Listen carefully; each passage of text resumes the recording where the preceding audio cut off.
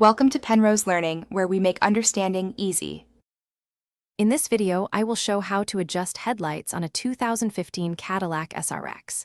Begin by parking 3 meters from a flat wall and ensuring the car is level and stable.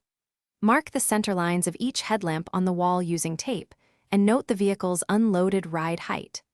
Turn on the low beams to check initial aim, and compare each beam pattern to the marked center lines before making adjustments. With the car positioned and marks set, open the hood to locate the vertical adjuster on the back of the headlamp assembly.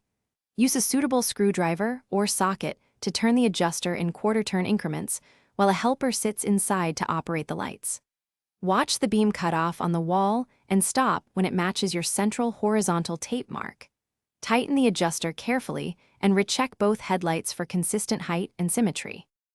If you're enjoying the guide, please subscribe and like the video to support more helpful automotive tips.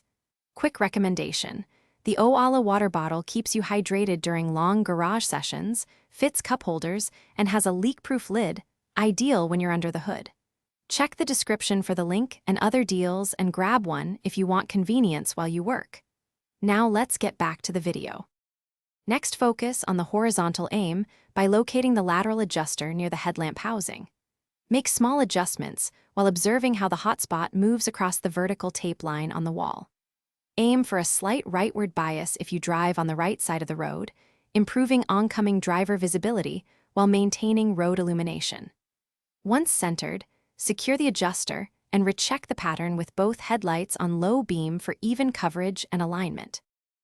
Thanks for watching. If this was helpful, leave a like and consider subscribing. See you next time.